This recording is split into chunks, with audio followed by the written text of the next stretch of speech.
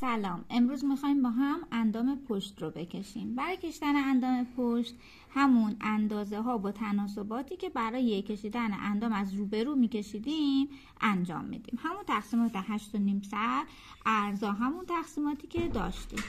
خطای اولیه رو میذاریم، تقسیمات اولیه رو، بعد تبدیلش میکنیم به اندام پشت. برای تبدیل کردن به اندام پشت عرض گردن همون 3/5 عرض سر گردن کشیده میشه، هلال گردن طراحی میشه.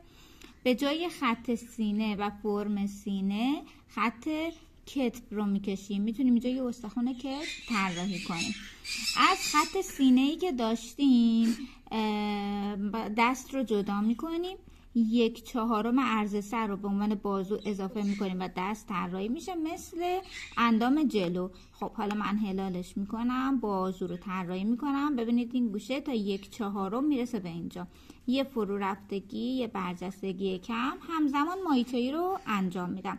روبروی خط کمر آرنجه که پشت دسته، بعد فرو رفتگی و یه برجستگی کم. این طرف هم همینطور به مچ دست برسه که 1/4 عرض سره.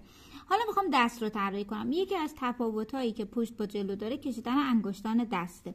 دقت کنید ما برای انگشتان دست از روبرو میمدیم فرم دست رو طراحی میکردیم به این صورت.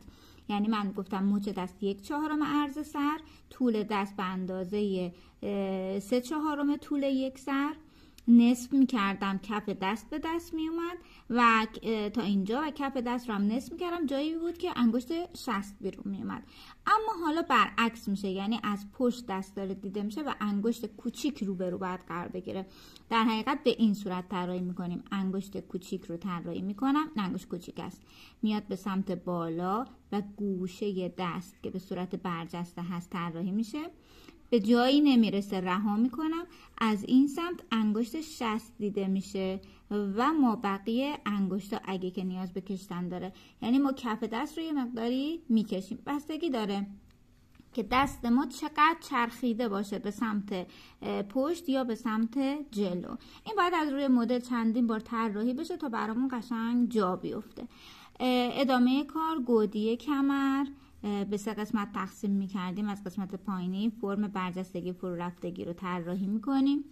حالا قسمت پشت که میخوام بکشم دیگه بین 2 تا پا من نمیام و مقداری رو قرار بدم، از همین وسط طراحی میکنم پشت پا رو به این صورت و این سمت، یعنی فاصله بین 2 تا پا ما نداریم. درست شد؟ از همون مرکز خط پا رو میکشم، جدا میکنم. پشت پا رو دقت کنید دیگه زانو نداریم، پشت پا به این صورت طراحی میشه. دقیقاً مثل جلو، یعنی فرم برجستگی تو 1/3، فرو رفتگی و داخل پا برجستگی تو 1/3 و یه حالت شیبدار طراحی میشه. یعنی این فرم رو هم از پشت طراحی میکنیم.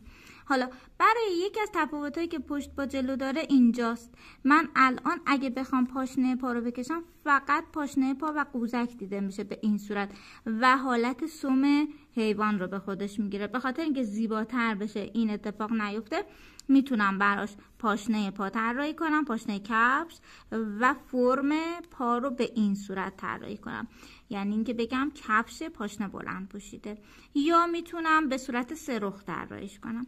این پای بغلش رو من مدام نیم رخ کشیدم، به پهلو خم کردم که راحت تر بتونیم کار رو انجام بدیم یا 2 نمونه رو داشته باشیم. دوباره مثل قسمتی که از جلو داره طراحی میشه، برجستگی زانو، پشت فرممون برجستگی ماهیچه تو 1/3 میاد به سمت پایین و حالت پله و فرم پا طراحی میشه. یعنی تو قسمت پهلو دیگه هیچ فرقی بین پا از جلو و پا از پشت نداریم. همون پاشنه‌ای که اینجا میکشم براش طراحی میکنم 2 طرف رو. درست شد؟ این شد از پای ما، طراحی پا. بیایم بالا.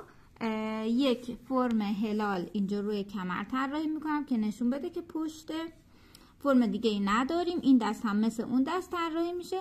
پشت مو هم میدونید که چهره نیست، من میتونم مو رو به صورت بافته یا به صورت بلند بریزم روی شونه ها و طراحی کنم. یعنی از پشت فرم موها، هر فرمی که بخوام حالت بسته میتونم طراحی کنم. این فرم اندام برای زمان هایی که پشت لباسمون مدل دار هست به درد میخوره. امیدوارم که استفاده لازم رو کرده باشید. با تمرین بیشتر حتما میتونید مدل های مانکن با فرم های مختلف رو از پشت طراحی کنید. موفق باشید.